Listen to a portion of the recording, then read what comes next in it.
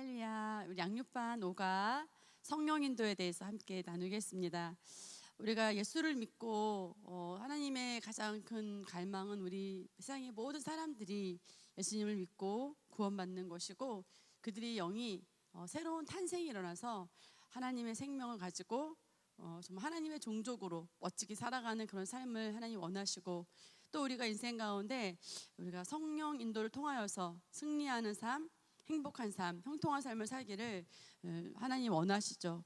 그렇기 때문에 우리 그리스도인들이 누구나 성령 인도 받기를 갈망하고, 또 실제로 승리하는 그리스도인의 삶에서 성령 인도를 받는다는 것은 매우 중요한 그리스도인의 요소입니다.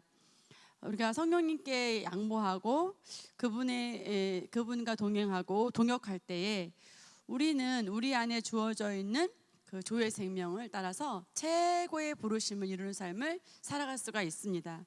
우리가 이 땅에서 사는 목적은 뭐죠? 영혼 구원과 복음 전파, 또 그분이 이 땅에서 보내신 그 목적에 따라서, 예정하신 뜻에 따라서 우리가 부르심을 다하고 부르심의 최고까지 우리가 발전하여서 주님 앞에 갈 때까지 부르심을 다하는 그런 삶을 사는 것이 우리 삶의 목적과 방향이겠습니다. 성령 인도에 대한 관심에 비해서 우리가 성령 인도에 대한 기본 바탕이나 그래서 어떻게 인도받는지 하는 구체적인 방법에 대한 성경적인 가르침이 생각보다 우리가 없을 수 있어서 오늘 성령 인도에 대해서 우리가 배우겠습니다. 거듭난 하나님의 자녀라면 누구나 성령을 받고 그분의 인도를 받을 수 있어요. 신생아가 태어나도 엄마가 아이를 부르면 아이들이 정말 엄마의 목소리인 줄 알아듣고 반응하듯이, 영적으로 거듭난 모든 그리스도인은 성령님의 인도를 받고 그분의 도움을 받아서 탁월한 삶을 살 수가 있습니다. 저와 여러분이 예수 그리스도 안에서 거듭났고 하나님께서 예수 그리스도 안에서 주신 그 기업을, 영적인 기업을 찾아서 누리며 우리가 하나님의 자녀답게 세상에서 승리하고 평강 가운데 우리가 인도받으며 살게 되어 있어요. 우리의 영은 거듭나는 순간 완전하게 새로워졌지만, 하나님의 자녀에게서 주신 그런 삶을 우리가 살기 위해서는 마음을 새롭게 함으로 변화를 받아서 하나님의 자녀답게 기능하는 그런 생각하는 과정이 반드시 필요합니다. 성령께서는 하나님의 자녀가 된 저와 여러분에게 와서 살고 계시죠. 그래서 우리 영 안에 와서 계셔서 내주하신다고 하죠. 매일의 삶 속에서 모든 일마다, 모든 분야마다 우리를 인도해 주십니다. 거듭난 우리들은 누구나 성령의 인도를 받고 있어요. 다만 얼마나 풍성하게 모든 일 가운데 성령님의 인도를 받을 수 있느냐는 저와 여러분이 얼마나 많은 분야마다 성령님께 귀를 기울이고 우리가 청종하느냐, 우리에게 달려 있습니다. 거듭나는 순간 우리는 첫 번째, 하나님 나라에서 영적인 영역에서 다시 태어났고, 그때부터 하나님께서 성령을 우리 가운데 보내주셔서 하나님이 우리 삶에 관여하고 도와주시기 시작했습니다. 위의 구절에서 보듯이 예수께서 사역을 완성하시고 하늘로 가신 이후에 하나님께서 이 땅에 우리 사람들만, 인간만을 홀로 남겨두지 않으시고 하나님의 도움이 필요할 때에는 언제 어디서나 개인적으로 도움을 받을 수 있도록 보혜사 성령님을 우리 가운데 보내셨어요. 보혜사라는 것은 0.0001초도 떠나지 않고 늘 우리와 함께 하시면서 도와주시려고 현재 대기 중이신 그런 성령님을 말하고요. 성령께서는 모든 믿는 자 안에서 예외가 없습니다. 매일매일 우리에게 모든 것을 알려주시고 하나님의 것을 점점 더 깨닫게 해주시고, 세 번째는 그리스도 안에서 온전한 성장의 길로 저와 여러분을 이끌어 주십니다. 따라서 지금 우리에게는 하나님의 삼위 중에서 성부, 성자, 성령의 하나님 중에서 성령 하나님이 바로 가장 가깝게 느끼며 교제할 수 있는 존재입니다. 따라서 우리 안에 그분의 존재, 성령님이 내 안에 내주하고 계시지, 그분이 보혜사 성령님이 나와 함께 하시지, 내 삶의 모든 분야마다 이분이 지금 도와주시려고 현재 대기 중이시지 하는 그분의 존재와 성령님의 특성을 잘 인식해서 우리가 그 유익을 활용하는 것은 저와 여러분이 이 땅에서 그리스도인으로서 부르심을 이루는 그날까지 풍성한 열매를 이루기 위해서 꼭 필요한 요소입니다. 성령 인도의 개념을 나누겠습니다. 성령 인도에 대해서 구체적으로 배우기 전에 저와 여러분이 성령 인도의 개념에 대해서 먼저 정리를 하고 싶습니다. 저와 여러분이 거듭나고 성령을 받게 되면 그분께서, 성령님께서 우리 영 안에 오셔서 거듭난 영과 성령님이 한 영이 돼요. 그래서 주와 합한 자는 한 영이니라 그랬잖아요. 그래서 이 지점에서 우리가 꼭 기억할 것은 성령님은 하나님처럼 완벽하고 성숙한 존재이시지만 우리의 거듭난 영은 아직 그렇지 않다는 점이에요. 물론 거듭난 우리 영이 하나님과 똑같은 종류의 생명과 본성에 따른 완전한 가능성은 우리가 가진 것은 분명합니다. 그러나 우리에게는 아직 영적 성장이라는 과정이 남아 있어요. 다시 말해서 우리는 지속적으로 영을 강화하고 활성화함으로써 우리의 영과 혼이 육을 완전히 장악하고 말씀과 믿음의 영역에서 기능하는 상태로 나아가야 되는 거죠. 그 과정 중에서 오히려 반대로 아직 새롭게 되지 않은 혼과 육의 특성들이 우리 영의 색깔을 입히고 영향을 미칠 수도 있습니다. 그렇기 때문에 성령님께서는 우리 각자가 알아들을 수 있고 감당할 수 있는 수준에서 인도하실 수밖에 없어요. 사실 최고의 길은 정해져 있습니다. 그러나 우리가 다양한 영적 수준에 다 놓여져 있기 때문에 모두가 그 길을 따를 수 있는 것은 아닙니다. 아직 능력이 증가되는 과정에 있기 때문이죠. 예를 들어서 갓 태어난 아이는 부모는 그저 잘 자고 잘 먹기를 바랄 뿐 그 외에는 그 아이에게 바라는 것이 없습니다. 그러나 그 아이가 자라서 학교에 가고 또 동생이 태어나면 부모는 아이들 각 수준에 맞게 몸과 생각의 자라기를 기대하고 그에 따라 제시하는 가르침도 달라집니다. 그래서 드디어 성인이 되면 이제는 부모와 모든 것을 솔직하게 나누고 이해할 수 있는 위치가 됩니다. 이처럼 자녀는 태어날 때부터 성숙한 인간으로서 기능할 수 있는 모든 가능성을 가지고 있지만 부모와 온전한 소통을 이루는 수준에 도달하기 위해서는 성장의 과정을 거쳐야 합니다. 그리고 그에 따라 단계별로 부모의 훈육도 달라집니다. 5살 먹은 아이에게 15살 수준의 생각과 행동을 요구할 수는 없습니다. 알아들을 수도 없고 실행할 능력도 없기 때문입니다. 성령님께서 우리에게 주시는 영적 인도도 마찬가지입니다. 그분께서는 우리의 영적 수준으로 인하여 우리를 완벽한 최고의 길로 인도하지 못하실 때도 있습니다. 아직 영적으로 어려서 성령님 수준의 인도를 따를 수 없는 상태라면 현재 수준에서 취할 수 있는 제한적인 최고를 주실 수밖에 없는 것입니다. 따라서 우리가 받는 성령 인도란 결국 정확히 말해서 우리의 거듭난 영을 통한 성령님의 인도입니다. 뭐라고요? 성령 인도란 우리의 거듭난 영을 통한 내 안에 성령님의 인도, 반드시 내 영을 통과하는 거죠. 그래서 우리는 반드시 내 영을 통과하기 때문에 반드시 성령님의 온전한 그 인도를 받기 위해서 성장이 필요한 거예요. 성장하지 않으면 우리가 받는 성령 인도의 수준도 제한적일 수밖에 없습니다. 그리고 같은 맥락에서 누군가가 다른 사람이 받아야 할 구체적인 성령 인도를 대신 받아줄 수도 없습니다.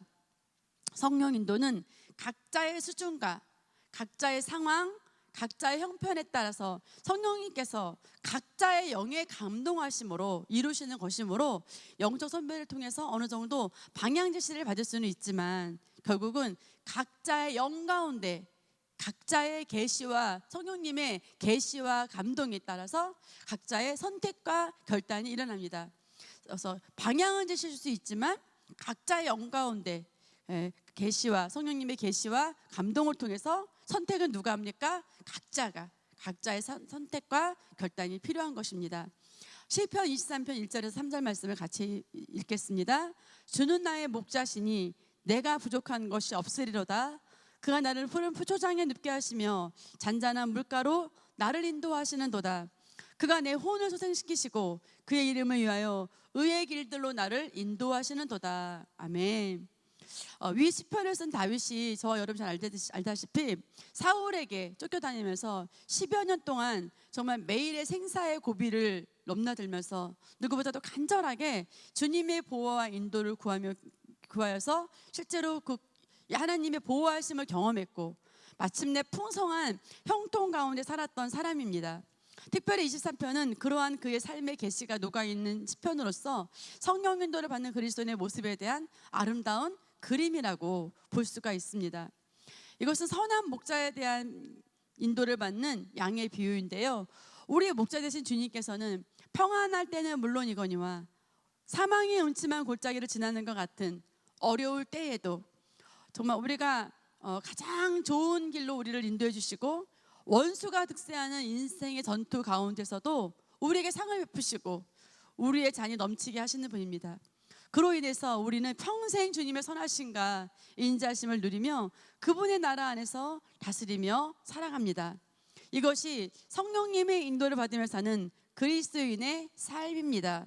문제가 없는 게 아니라 그 문제를 잘 뛰어넘을 수 있도록 정말 그 가운데서도, 그 어려움 가운데서도 가장 좋은 길로 주시고 원수가 득세하는 가운데서도 우리에게 상을 베푸시고 우리에게 승리를 인도하시는 그분이 그리스도인의 삶을 인도하십니다.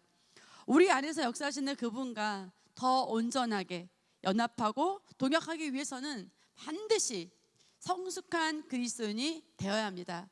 그래서 목사님께서 우리에게 영적 성장에 대해서 삶이 영적이다, 영적 성장의 키라든지 여러 가지 많은 말씀을 우리에게 강단 메시지를 통해서 계속 주시고 계시고 또 저희가 또 계속 그것을 취하고 있죠. 영적으로 성장하고 성숙한 자만이 하나님 나라에서 능력과 영향력을 발휘하면서 그분께서 우리에게 주신 축복들을 충만하게 누릴 수가 있습니다. 그래서 결론부터 말하자면 성령 인도를 잘 받는 방법은 따로 있지 않습니다. 비결은 오직 영적 성장입니다. 영적 어린아이 상태에서 아무리 방법을 배우고 애쓰더라도 하나님의 뜻을 이해하는 데에는 한계가 있습니다. 육신의 자녀가 자라나고 부모와 보낼 시간이 쌓이면서 자연히 부모의 뜻을 더 잘 알게 되듯이 우리도 하나님을 알고 말씀을 알며 영이 장성한 만큼 더 쉽고 정확하게 성령의 인도를 받게 되며 나아가 성령 인도를 받으려고 애쓰지 않아도 나의 생각이 곧 하나님의 생각이고 나의 뜻에 그분의 뜻이 일치되는 그런 수준까지 이르게 될 것입니다. 성령 인도의 열쇠를 보겠습니다. 성령 인도를 받는 데에는 방법이나 기술도 필요하겠지만 거듭난 속사람을 잘 관리하고 계속해서 성장시키는 것이 최고의 길이라 하였습니다. 이러한 면에서 성령 인도를 잘 받는 심령을 마련하기 위해 알아야 할 핵심들을 살펴보겠습니다. 첫째, 성령님께서는 우리가 맡기는 만큼만 인도하십니다. 우리의 인생 여정은 자동차 운전에 비유할 수 있습니다. 운전자는 우리 자신입니다. 하나님께서는 우리 삶의 운전대를 잡고 대신 운전하시는 것이 아닙니다. 하나님께서는 이 땅의 모든 권세를 우리에게 위임해 주셨기 때문에 우리 인생 경로에 대한 최종 선택은 전적으로 우리 자신에게 있습니다. 그렇게 우리는 성령님을 보조석에 모시고 인생의 길을 운전해 갑니다. 물론 성령님께서는 운전자인 우리 자신보다 우리가 가야 할 길에 대해 훨씬 잘 알고 계십니다. 그러나 그분은 우리가 조언을 구하기를 기다리십니다. 내가 이 길을 잘 안다고 생각하고 혼자 알아서 운전해 가면 그분은 그저 가만히 계실 수밖에 없습니다. 또한 길을 물어보고는 그 길은 아닌 것 같은데 하고 다른 방향으로 간다 해도 성령님은 운전대를 빼앗지는 않으십니다. 성령님은 돕는 자로 오셔서 우리의 주도권과 선택권을 인정하시고 우리가 내어드리고 맡기는 만큼만 일하시기 때문입니다. 따라서 모든 길에 그분을 신뢰하고 조언을 구한다면 우리는 가장 빠르고 정확한 최고의 경로를 따라서 인생을 살아가게 될 것입니다. 잠언 3장 5절에서 7절 말씀, 내 마음을 다하여 주를 신뢰하고 내 자신의 명철을 의지하지 말라. 모든 길에서 그를 인정하라. 그리하면 그가 내 길을 지도하시리라. 내 자신의 눈에 현명하게 되지 말라. 주를 두려워하고 악에서 떠나라. 우리 자신의 명철에만 의지하는 태도는 주님을 따르지 못하게 하는 적입니다. 명철이라는 단어를 영어 성경으로 보면 이해, understanding이라고 되어 있습니다. 때로는 주님께서 나의 생각으로는 이해되지 않는 방향으로 인도하실지라도 그분에 대한 신뢰를 우선으로 하여서 모든 길에 그분을 인정하고 따를 때 성령님이 도우시는 혜택을 풍성하게 누리게 될 것입니다. 두 번째, 우리 모두는 성령 인도를 받을 수 있습니다. 모든 거듭난 그리스도인은 성령 인도를 받을 수 있습니다. 이것이 성경이 말하는 바이며 아직 한 번도 성령의 인도를 받은 경험이 없다 할지라도 이 진리를 믿고 내 것으로 삼아야 합니다. 요한복음 10장 27절, 내 양들은 내 음성을 들으며 나는 그들을 알고 그들은 나를 따르느니라. 목자당 되신 예수님께서 우리를 양에 비유하여 하신 말씀입니다.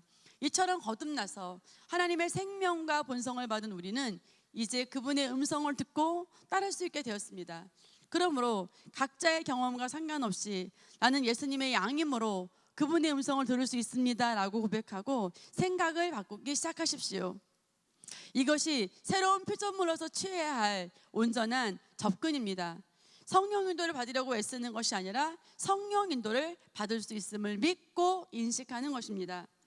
무릇 하나님의 영으로 인도를 받는 이들은 곧 하나님의 아들들이다.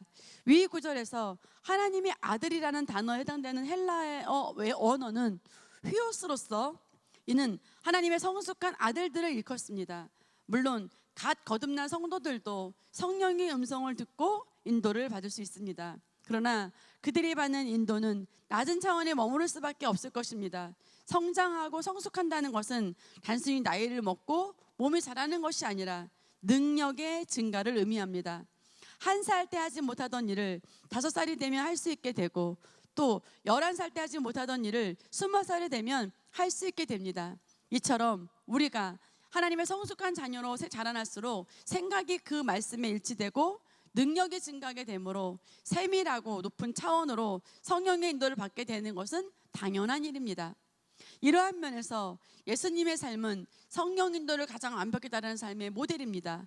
그분께서 하신 모든 말과 행동은 아버지로부터 말미암지 않은 것이 없었으며 그분께서 사시는 매일의 삶은 하나님의 뜻의 완전한 표현이었습니다. 우리는 모든 그리스도인은 성령 인도를 받을 수 있다는 진리를 따라서 예수 그리스도처럼 말씀과 완전히 하나가 되어서 언제 어떤 상황에서나 하나님의 온전한 뜻을 나타내는 자로 성장해야 하겠습니다. 세 번째, 우리는 중요한 일부터 사소한 일까지도 모든 일에 성령의 인도를 받을 수 있습니다. 성령님께서는 우리가 맡기는 것만큼만 인도하실 수 있습니다. 인생의 아주 중대한 결정이나 사소하고 일상적인 것들까지도 성령님께 여쭤본다면 인도를 받을 수 있다는 것입니다. 주님께서는 인생의 중대사뿐만 아니라 우리가 관심을 가지고 알고자 하는 무슨 일이든지 우리를 돕기 원하십니다. 요한복음 14장 26절에 보혜사 곧 아버지께서 내 이름으로 보내실 성령 그가 너에게 모든 것을 가르치고 내가 너에게 말한 모든 것을 생각나게 하리라. 아멘. 예수님께서 십자가로 가시기 전에 제자들에게 하신 말씀입니다.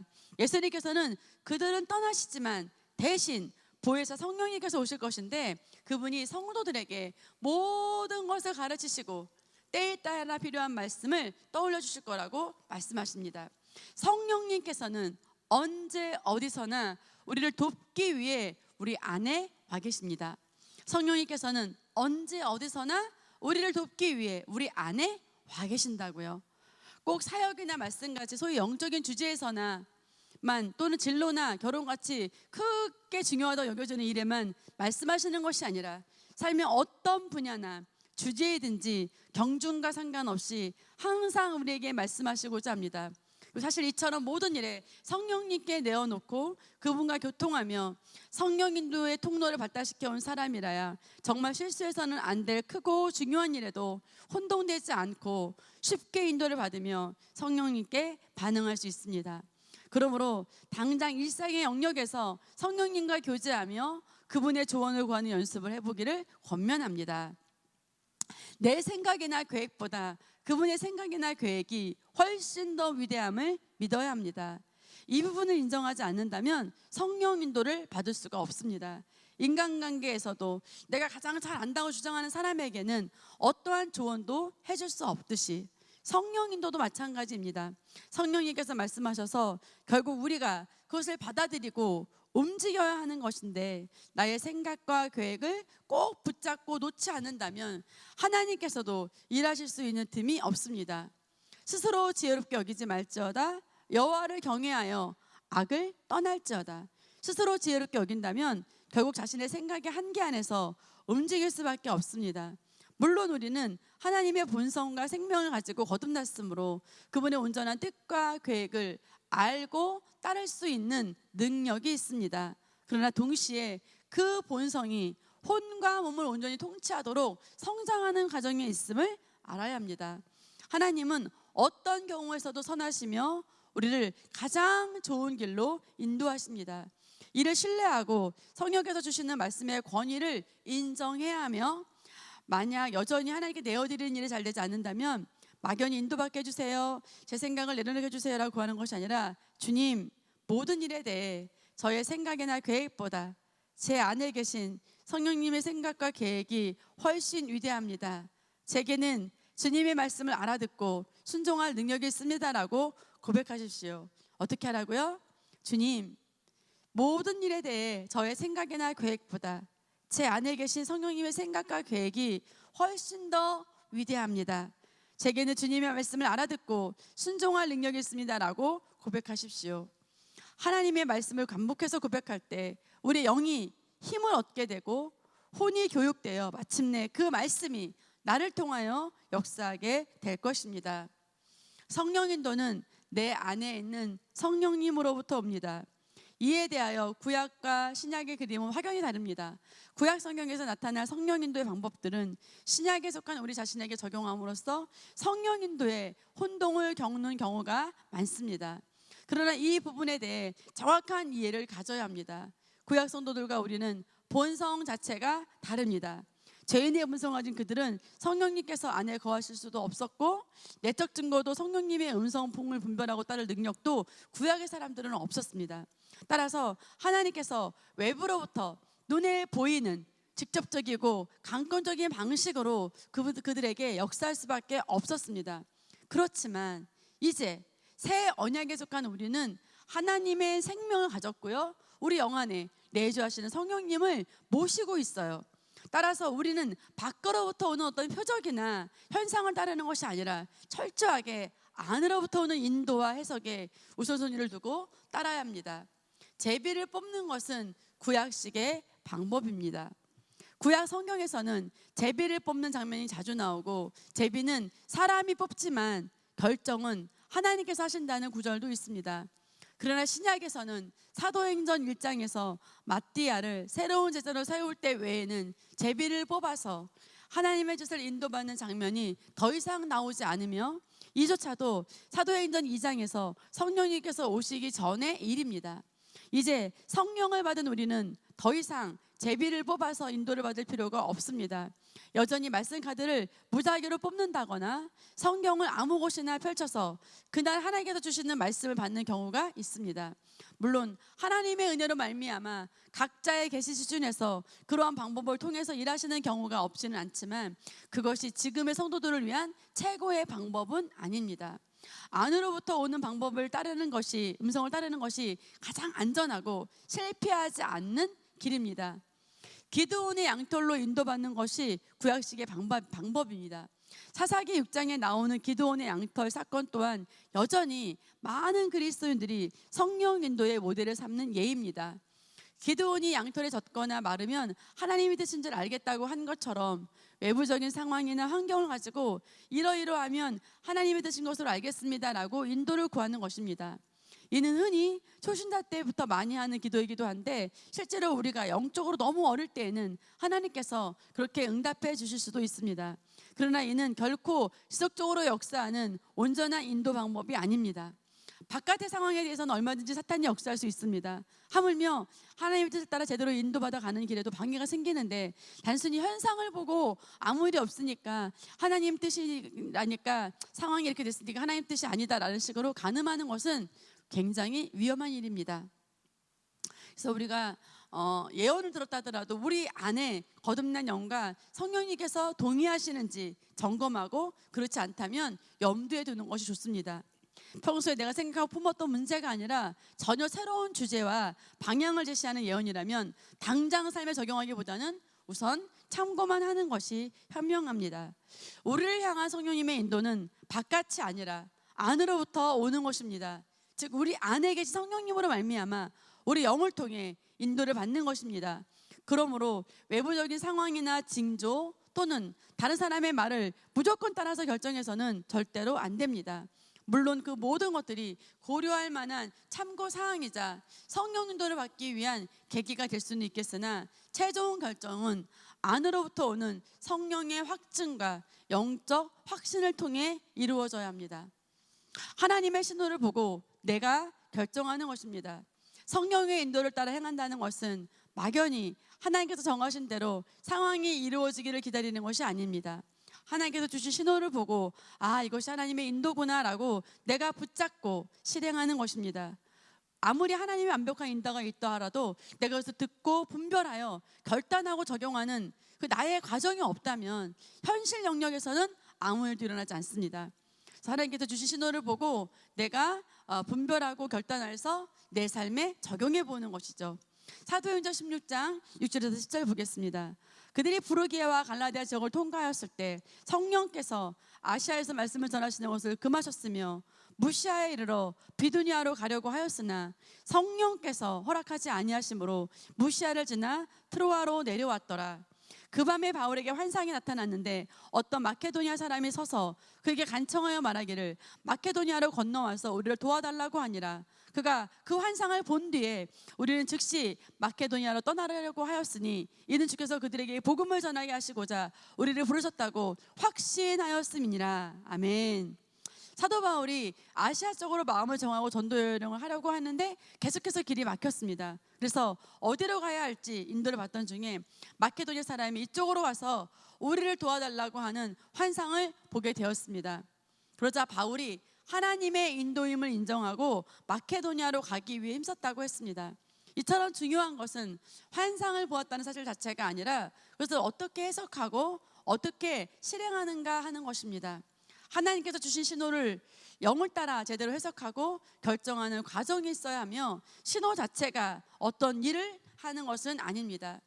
하나님의 인도는 분명했지만 그것을 잘못 해석한다거나 또는 제대로 해석하고도 행동하지 않고 그저 가만히 일이 이루어지기를 기다리고만 있다면 하나님의 인도는 실제가 될 수 없습니다.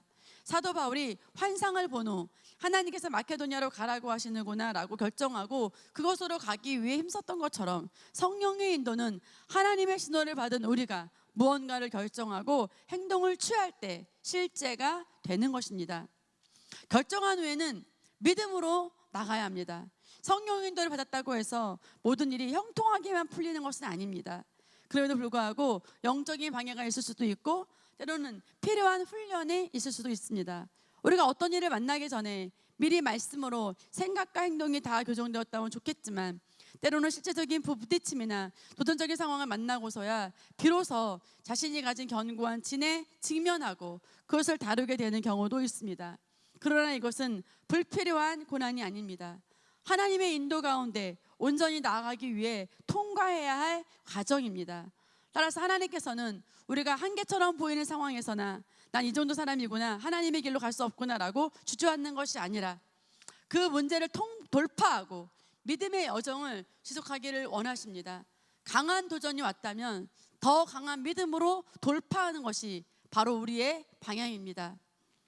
따라서 성령 인도를 받고 믿음으로 결정했다면 그 다음에는 믿음으로 나가야 합니다.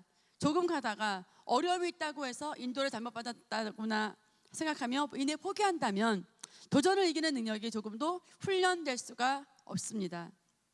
물론 영적으로 다시 점검해 볼 수 있겠지만 그것이 눈앞의 도전으로 인한 두려움이나 염려에서 비롯된 것이라면 정확한 인도를 받기는 어려울 것입니다. 영으로부터 확신을 얻고 믿음으로 붙잡은 일이라면 무슨 일이 있어도 지속하십시오. 우리의 믿음의 여정은 어떤 환경 위에서도 결코 중단될 수 없으며 도전은 우리를 더욱 강하게 하는 발판일 뿐입니다. 내용과 시기, 방법 모두 온전한 인도를 받아야 합니다. 모든 사람은 지금 내가 가지고 있는 문제를 빨리 해결하고 빨리 결과가 나타나기를 바랍니다. 그래서 성령 인도를 받을 때도 무언가 들은 것 같으면 즉시 저질러 버리는 경우가 많습니다. 우리가 성령 인도를 받을 때는 내용과 방향뿐만 아니라 구체적인 시기와 방법도 성령님의 인도를 받아야만 합니다. 차근차근 단계마다 인도받지 않고 당장 자기 식대로 앞서가기 시작하면 오히려 그 일을 그르칠 수가 있습니다. 그래서 우리가 잘 아는 예로 이해를 돕기 위해 만든 예화를 우리가 알고 있죠. 그래서 어떤 분이 헌신을 하고 기도했는데 차이나라는 생각이 들어서 정말 하나님 나를 중국으로 부르셨다 생각하고 당장 짐을 싸서 떠나버렸습니다. 그런 사역을 완전히 실패하고 겨우 몸만 다시 고향으로 돌아오게 되었습니다. 그가 하나님 앞에 다시 기도합니다. 하나님께서 가라고 하셔서 중국에 갔는데 어떻게 이럴 수가 있습니까? 그러자 성령께서 나는 널 중국으로 부른 적이 없다. 분명히 그래 깜짝 놀랐습니다. 분명히 차이나라고 말씀하셨어요. 성령께서는 대답하셨습니다. 나는 그저 결혼기념일 선물로 내 아내에게 도자기 그릇을 사주려고 한 거야. 이해를 돕기 위해 만든 예화이지만 시사한 바가 있습니다. 성령 인도를 받고 아무 일도 하지 않는 것도 문제지만 너무 급하게 가는 것도 문제입니다. 성령께서 주시는 감동이나 말들이 온전히 해석되지 않을 때는 영 가운데 명확하게 해질 때까지 좀 더 기다리고 그분의 음성에 귀를 기울여야 합니다. 앞서가시는 주님을 한 발짝 뒤에서 따르는 모습과 같이 주님께서 움직이실 때 나도 움직이고 그분께서 서실 때 나도 서겠다는 태도를 가질 때에 온전한 인도를 받을 수가 있습니다. 끝까지 주의하며 따르십시오. 성령께서 어떤 방향으로 인도하셨다고 해서 그것이 종착역인 것은 아닙니다. 그 방향을 거쳐서 다른 쪽으로 돌아갈 수도 있습니다. 그러므로 지금의 방향을 보고 마지막에 기대되는 모습을 성급하게 결론짓고 믿어버린다면 중간에 다른 방향으로 인도하시는 음성을 잘 들을 수 없을 뿐더러 오히려 하나님이 왜 이랬다 저랬다 하시지라며 그분의 성품을 의심하는 상황마저 생길 수가 있습니다. 그러므로 차근차근 한 단계씩 신실하게 주의하며 성령님과 동행하는 태도를 가져야 합니다. 이상의 9가지 내용을 인식하고 성령 인도를 받기 위한 바탕을 다지십시오. 그 단순히 성령 인도 받게 해주세요라고 기도하기보다는 내용을 숙지하고 지속적으로 고백하며 관련된 말씀으로 견고히 선다면 성령 인도에 대한 확신을 얻고 그분의 음성을 잘 따를 수 있는 심령으로 우리의 바탕이 기경될 것입니다. 성령 인도의 방법을 보겠습니다. 성령께서는 우리를 인도하신 다양한 방법과 통로가 있습니다. 첫 번째는 말씀입니다. 내가 주의 거룩한 전을 향하여 경배하고 주의 자비하신가 주의 진리로 인하여 주의 이름을 찬양하리니 이는 주께서 주의 말씀을 주의 모든 이름 위에 크게 하셨습니다. 시편 138편 2절입니다. 기록된 말씀과 강단 메시지는 우리가 성령 인도를 받는 데 있어서 가장 우선으로 삼아야 할 통로입니다. 말씀은 그리스도인의 삶의 기본이자 지침입니다. 성경 말씀에 이를 명시한 바를 두고 기도하다가 인도받을 필요는 없습니다. 하나님께서는 그분의 말씀을 따라 움직이시는 분이시며 말씀이 그분의 본성이자 뜻이므로 기록된 말씀이 대치되는 성령의 인도란 있을 수 없습니다. 다만 성경에 구체적으로 기록되지 않은 개인적이고 구체적인 일들에 대해서는 성령의 인도를 구해야 하지만 이 또한 말씀의 방향과 다르게 이루어지는 경우는 없습니다. 따라서 기록된 말씀을 따르는 것은 성령 인도를 잘 받기 위한 가장 중요한 바탕이 됩니다. 기록된 말씀도 행하지 않은 사람이 성령의 음성을 잘 알아듣고 그대로 순종하리라고 기대할 수가 없습니다. 모든 일에 항상 말씀을 존중하고 심령을 다해 말씀의 방향을 따라 살아가는 것은 승리하고 열매 맺는 그리스도의 삶을 이루는 기본이자 핵심입니다. 강단 메시지도 중요합니다.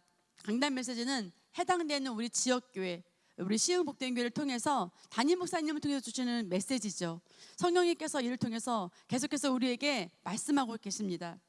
그래서 때로는 정말 제가 말씀 실제에서 어떤 것을 물론 주제가 있지만 나눴던 것을 목사님의 강단에서 또 말씀할 때도 있고 또 교육부 전도사님이 또 똑같은 메시지 전할 때도 있고 그래서 그것은 뭐냐면 성령님께서 그 해당되는 시기에 우리 교회 전체에게 주시는 말씀입니다. 영적인 흐름을 아는 성도들은 그런 메시지를 절대로 놓치지 않습니다. 그래서 우리는 예배 올 때 항상 기대하는 심령을 가지고 와야 됩니다. 단순히 지식을 기대하는 것이 아니라 영이신 하나님의 영적인 말씀을 받으러 오는 것이므로 머리와 심령을 모두 활짝 열고 준비해야 됩니다. 간혹 심령을 연다는 말이 감이 잘 오지 않는 분들도 계십니다. 그래서 우리가 극장에서 아주 정말 기다렸던 영화를 막 기대하고 가는 상태, 그래서 바로 심령을 활짝 연 상태라고 할 수가 있겠습니다. 성도 각자가 가진 문제나 상황은 다를지라도 한 예배를 통해서 각자의 필요한 응답을 놀랍도록 정확하게 받을 수가 있습니다. 이처럼 전체적인 기름 부음 가운데 공적인 메시지를 통해서 하나님께서 주시는 말씀을 알아듣는 귀를 가져야 됩니다. 알아듣는 귀를 가져야겠습니다. 성령 인도를 받기 위해 굉장히 중요한 요소입니다. 많은 그리스도인들이 여전히 혼자 기도하면서도 개인적인 음성이나 환성을 받기를 바랐지만 성경 말씀과 예배를 소홀히 하는 경우가 많습니다. 그래서 우리가 그것은 너무나 비효율적인 접근입니다.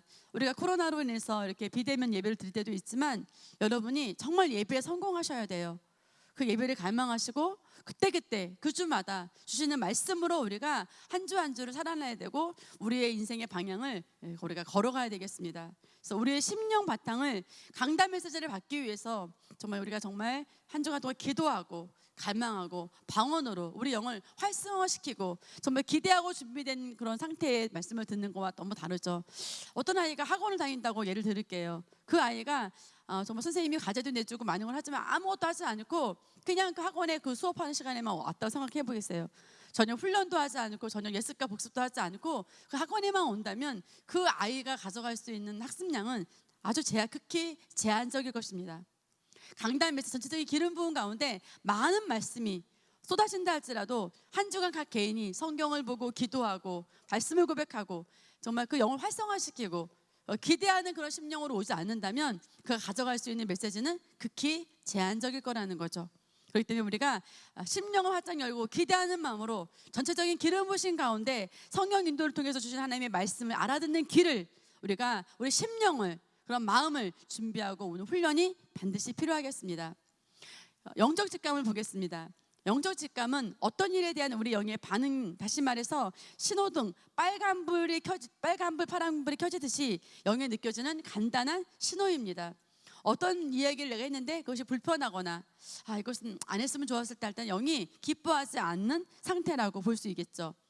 그래서 우리가 누가복음에도 보면 내 영이 하나님 내 구주 안에서 기뻐하도다. 긍정의 신호는 영이 기뻐하는 상태, 영이 편안한 상태고 부정의 신표는 아니오라는 사인입니다. 상황에 상관없이 마리아의 영은 주의 말씀을 들었을 때 기쁨으로 뛰었습니다. 우리도 평소에 하나님의 좋은 말씀, 진리의 말씀을 들으면 영이 힘을 얻고 기쁨으로 반응하는 경험을 하지요. 영적 직감에서 긍정의 신호도 이와 같습니다.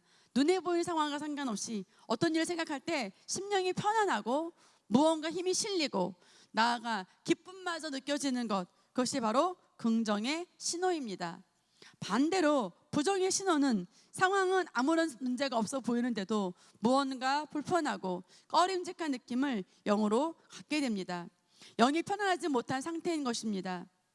그래서 케네세기 목사님은 양말을 신고 샤워하는 느낌이라고 영이 불편하지 못함을 표현하기도 했습니다. 그래서 그 불편함이 꼭 정말 강렬하거나 고통스러운 정도가 아니라 영 가운데 무언가 어색하고 어울리지 않는 느낌, 석연치 않은 느낌이 느껴질 때 그것을 부정의 신호로 해석할 수 있습니다. 고린도후서 2장 13절 보겠습니다.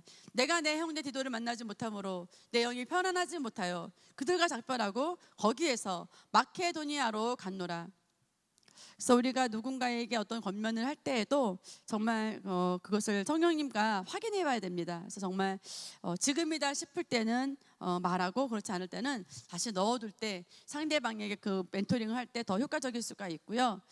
영적 직감에서 사도행전 27장 9절 10절에 보면 여러 날이 지났고 금식하는 저기가 이미 지났으므로 항해하기가 위태로워진지라 바울이 그 사람들에게 권고하여 말하기를 여러분 내가 보니 I perceive. 그래서 뭐냐면 감지하고 느끼고 알아차리다라는 뜻입니다. 항해를 두고 바울의 영이 이번 항해에 대해서는 부정적인 직감이 있었다는 것이에요. 그러나 백부장과 선주가 선장의 말을 듣고 항해를 강행함으로써 사고가 일어난 것이죠. 이처럼 사도 바울은 성령님과 교통하면서도 영적 직감을 발전시켜서 따로 기도하거나 묻지 않아도 모든 상황에서 자연스럽게 성령의 세밀한 인도를 받았습니다. 영적 직감은 개인적으로 성령 인도를 받는 데 있어서 가장 발전시켜야 할 부분입니다. 갓 거듭난 그리스도인들도 얼마든지 활용할 수 있으며 이 감각을 발달시키면 언제 어디서나 본인이 원할 때마다 가장 빠르고 정확하게 성령의 인도를 받을 수 있습니다. 영의 소리, 영적 직감이 마치 신호등이 켜지고 꺼지듯이 단순히 맞는지 안 맞는지를 구별하는 감각이라면 영의 소리는 좀 더 세부적이고 구체적입니다. 영 가운데 어떤 단어나 문장, 말, 성경 구절이 떠오르는 것은 모두 영의 소리에 해당됩니다. 예를 들어서 내게 능력 주신 자 안에서 내가 모든 것을 할 수 있느니라 라는 어떤 문장이나 단어가 떠오르는 것입니다. 성령의 소리는 영의 소리와 거의 같습니다. 그러나 거듭난 우리 영을 통한 인도로서 우리 각자의 영적 수준에 따라서 다른 인도를 받을 수밖에 없음을 나누었습니다. 이러한 맥락에서 영의 소리란 정확히 말하면 나의 영을 통한 성령의 소리입니다. 나의 영적 상태에 따라서 내가 듣고 반응하기에 합당한 수준으로 주어지는 것입니다. 그러나 때로 성령께서 강권적으로 개입하셔서 듣는 이의 영적 수준이나 상관없이 성령의 방향에 대해서 계시하는 경우가 있습니다. 그래서 이는 영의 소리에 비해 좀 더 권위 있고 분명하게 주어지며 그 내용은 주로 사역적인 부분에 대한 것입니다. 그때 성령께서 빌립에게 말씀하시기를 가까이 가서 이 마차에 함께 타라고 하시더라. 그래서 성령께서 빌립에게 말씀하셔서 에디오피오 네시에게 복음을 전하게 하는 사역으로 인도하신 것을 우리가 성령의 소리라고 볼 수가 있습니다. 환상 보겠습니다. 환상은 영적인 메시지를 담은 어떤 그림이나 장면을 보는 것입니다. 그래서 어떤 경우에서는 성령 인도를 통해서 우리가 받을 수 있는 건데, 환상으로 보는 것이 끝나는 것이 아니라 반드시 그에 대한 정확한 해석과 영적 확증을 거쳐야 합니다. 환상엔 세 가지 종류가 있습니다. 영적 환상은 의식이 깨어있는 상태에서 영적인 세계를 잠시 들여다보는 것이고, 기도하는 중에 얼핏 그림이나 장면이 떠오르는 것이 여기에 해당되며 그 그림은 선명하지 않은 것입니다. 대부분 영적 환상인지 모르고 지나가는 경우도 많습니다. 트랜스는 좀 더 강력합니다. 영적 세계를 슬쩍 들여다보는 수준을 넘어 영적 세계로 잠시 들어가서 어떤 분명한 그림을 보게 되는 것입니다. 그래서 흔히 교회에서 이것을 입신이라고 표현하는 그런 트랜스에 해당됩니다. 베드로가 기도하다가 황홀한 중에 하늘에서 보자기에 부정한 음식들이 내려온 것을 보는 장면입니다. 이것이 트랜스의 대표적인 예이며, 이 환상을 통해 베드로는 이방인에게 복음을 전하는 하나님의 뜻을 알게 되죠. 사도행전 7장 55절 56절 보겠습니다. 그러나 그는 성령으로 충만하여 하늘을 주시하더니 하나님의 영광과 예수께서 하나님의 오른편에 서신 것을 보고 말하기를, 보라 하늘들이 열리고 인자가 하나님의 오른편에 서신 것을 보노라 하니. 아멘. 스데반이 돌에 맞아서 순교하면서도 예수님을 보았던 것도 열린 환상이라고 볼 수 있습니다.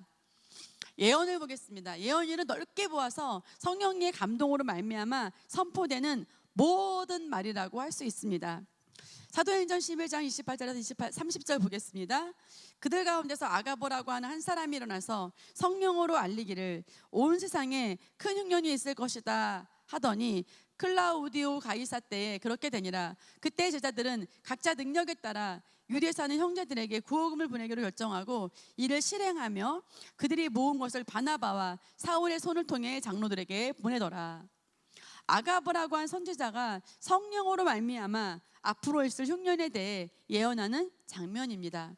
이처럼 선지자 직분으로 부름받은 사람이 당대와 교회의 앞날에 대해 말하는 것은 물론 너희는 다 모든 사람으로 배우게 하고 모든 사람으로 권면을 받게 하기 위하여 하나씩 하나씩 예언할 수 있느니라 라는 말씀처럼, 거듭난 그리스도인이 성령의 감동을 따라 서로 세우고 권면하는 말로 예언에 속합니다. 그러나 앞에서 말했듯이 예언은 반드시 구별되어야 합니다. 분별되어야 합니다. 각자의 인생의 부르심과 관련된 중요한 문제들을 단순히 사람이 말해준 예언에 대해 기대되어 결정한다면 너무나 위험한 일입니다. 이제는 우리 각 사람에게 성령께서 내주하심을 기억하십시오. 내가 이미 10년 가운데 방향을 알고 있고 인도를 받았는데 아직 믿음이 세워지지 않고 좀 더 확신이 필요했던 상황에서 동일한 내용의 예언을 받았다면 취해야 되겠습니다. 그러나 한 번도 생각해보지 않은 일에 대해서 갑자기 예언이 주어졌다면 무조건 받아들일 일이 아닙니다. 영적으로 믿을 만한 분의 말씀이라 할지라도 영의 특별한 감동이 없으면 상태에 따라 당장 적용하기보다는 우선 참고하고 마음에 저장해 놓고 있으면 언젠가 그 예언의 때가 되었을 때 성령께서 떠올려 주시고 우리 영에 신호해 주실 것입니다. 영적인 꿈은 제가 이제 좀 생략하겠고요. 성령 인도를 방해하는 요소를 보겠습니다. 성령 인도는 말 그대로 하나님의 영의 역사로 말미암는 것입니다. 따라서 하나님의 성품과 그분의 말씀의 원리에 어긋나는 요소를 가지고 있다면 성령 인도는 당연히 방해를 받을 수밖에 없습니다. 마가복음 11장 24절에서 25절 보겠습니다. 그러므로 내가 너에게 말하노니 너희가 기도할 때에 바라는 것들은 무엇이나 받은 줄로 믿으라. 그리하면 너희 것이 되리라. 너희가 서서 기도할 때에 만일 어떤 사람과 적대 관계에 있다면 그를 용서하라. 그러면 하늘에 계신 너희 아버지께서도 너희 죄들을 용서하시리라. 위의 구절에서 주님은 기도 방법에 대해 말씀하시면서 이어서 기도 응답을 온전히 받기 위한 원리를 말씀하십니다.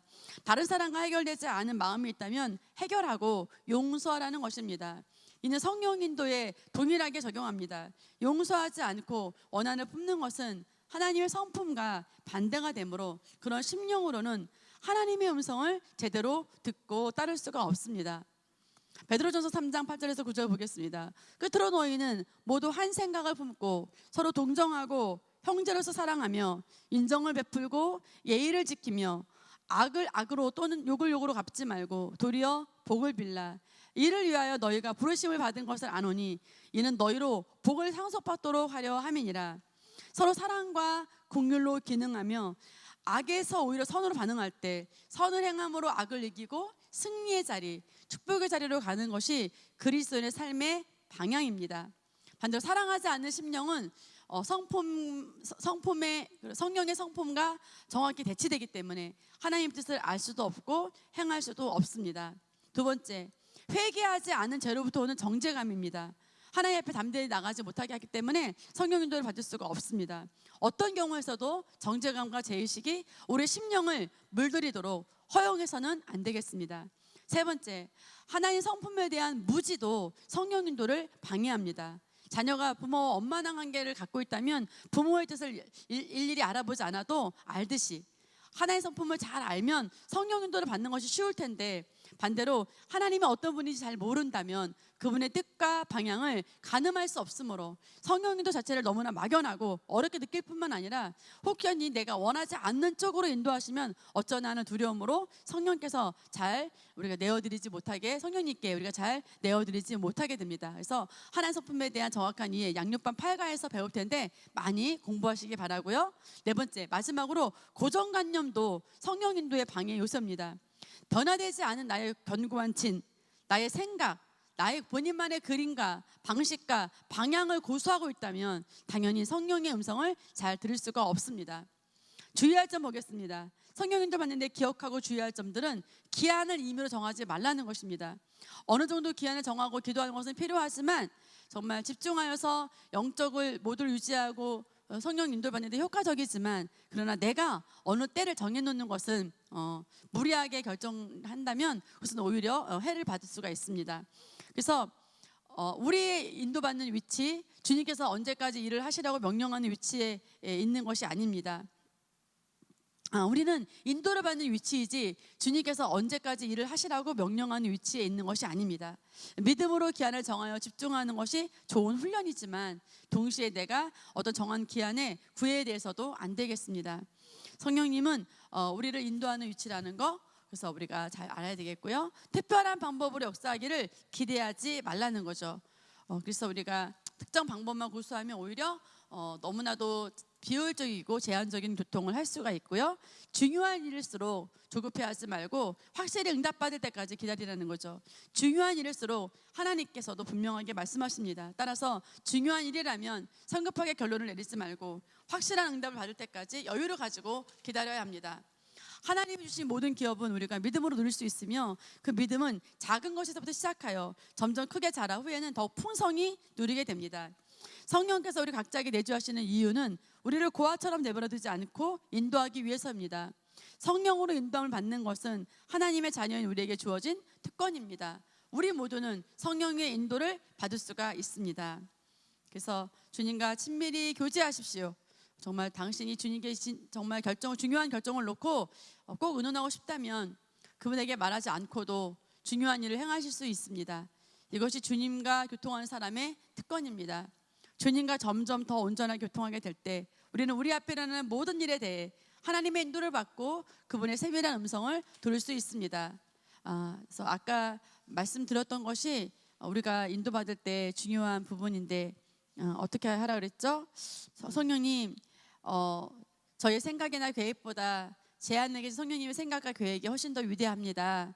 제게는 주님의 말씀 알아듣고 순종할 능력이 있습니다. 이렇게 이것을 많이 고백하시면서 여러분이 지속적으로 하나님 말씀을 듣고 무엇보다도 강단 메시지, 목사님 말씀을 멘토링 노트로 하시면서 좀 필사하면서 하나님 말씀 성령 인도를 잘 받고 수요 예배나 금요 기도에 또 말씀하셨잖아, 믿음의 길잡이에 올라오는 모든 것 하나하나를 말씀을 여러분 심령에 넣는 것을 계속 일치하고 영적인 성장을 반드시 하여서 우리가 그분이 최고의 삶을 인도할 수 있도록 우리 자신을 성장시키는 것이 우리 성령 인도의 최고 중요한 방향이라고 볼 수가 있겠습니다. 큰 복 받으셨습니다. 다음 주 우리 교리 배우겠습니다. 다음 주에 만나겠습니다.